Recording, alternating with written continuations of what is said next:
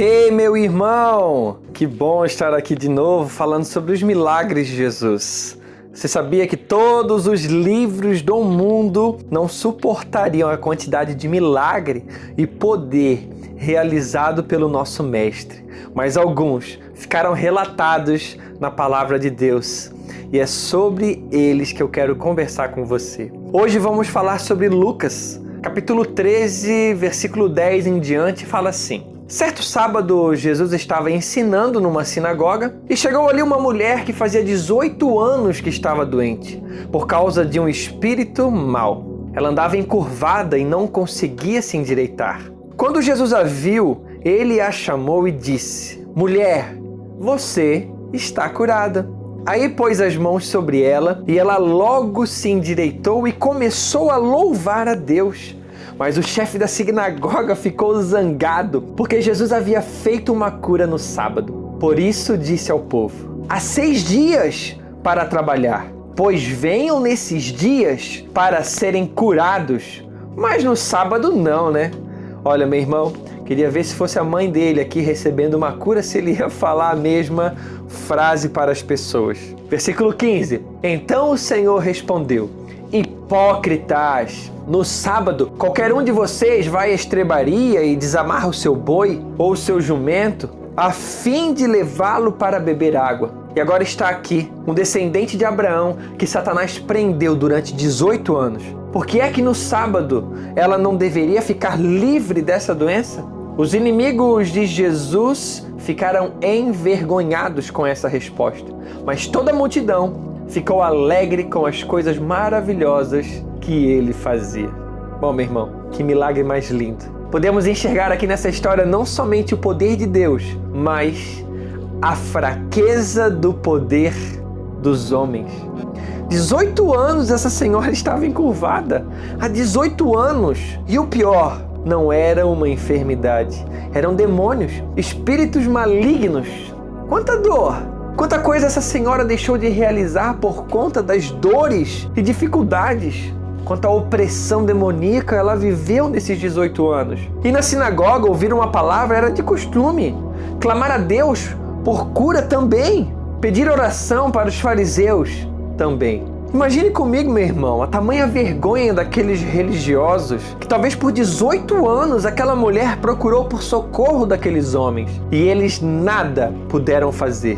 Talvez até tentaram de forma religiosa e sem sucesso algum. Nesse dia, Jesus resolveu curar aquela mulher. Numa frase, ele decretou a cura dela. Mas o chefe da sinagoga ficou zangado, porque Jesus havia curado no sábado. Novamente, vamos à mesma resposta dos fariseus, mestres e peritos da lei, que tinham a lei como uma muleta para que toda a podridão dos seus atos e aquilo que estava no seu coração ficasse camuflada.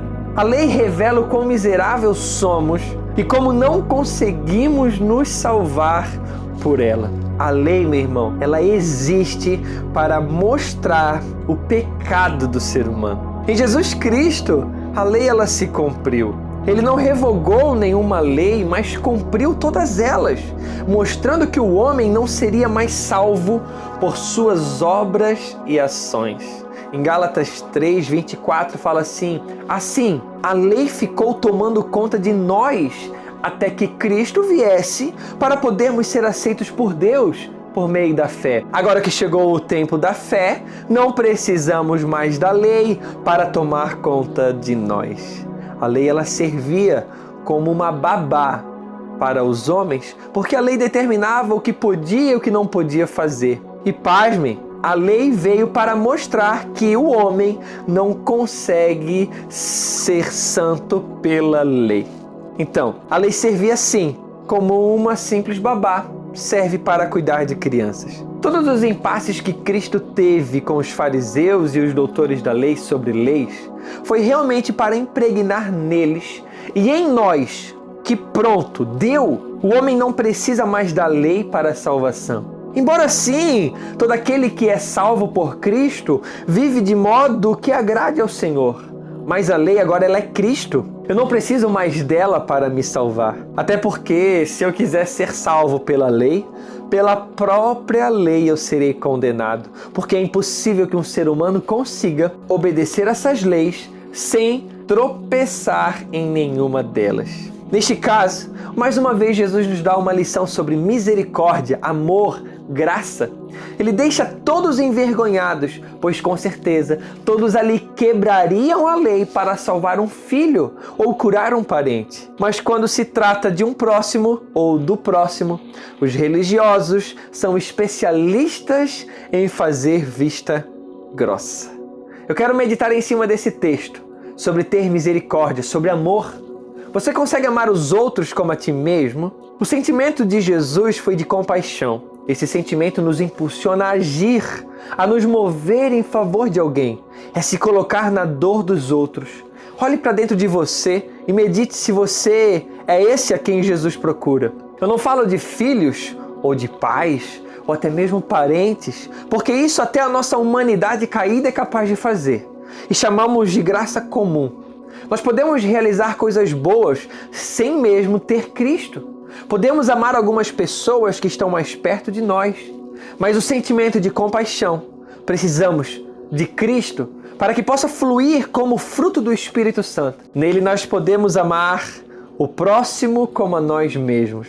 E mesmo assim é muito difícil, pois ainda assim estamos em nossa natureza pecaminosa, mas essa é uma luta diária de um cristão.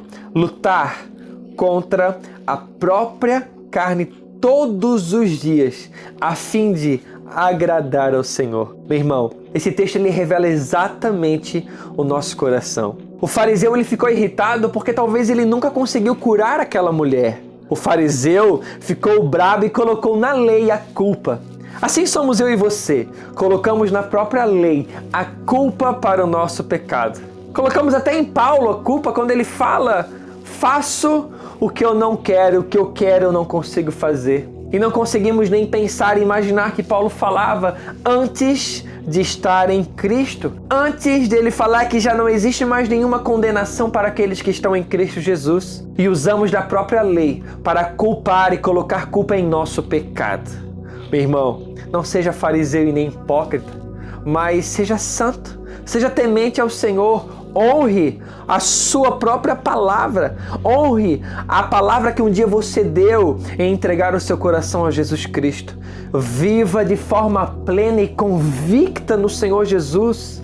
Seja rigoroso contigo mesmo e amoroso para com os outros. É isso que o Senhor deseja do nosso coração. Pai, em nome de Jesus, encha, Senhor, os meus irmãos com a Tua paz, com a graça do Senhor, a misericórdia do Senhor. Nos mostre, Senhor, por favor, o nosso coração maldoso, incrédulo e hipócrita que ainda existe. Nós não queremos ser achados, Senhor, de forma alguma como um fariseu hipócrita, mas queremos ser achados, Senhor, como verdadeiros adoradores, que o adorem em espírito e em verdade. Pai, em nome de Jesus. Meu irmão, eu sei que palavra de exortação ela pode nos repelir, mas a intenção do meu coração e da própria palavra de Deus é de nos aproximar da verdadeira palavra. Em nome de Jesus, tenha um maravilhoso dia, para a glória de Deus.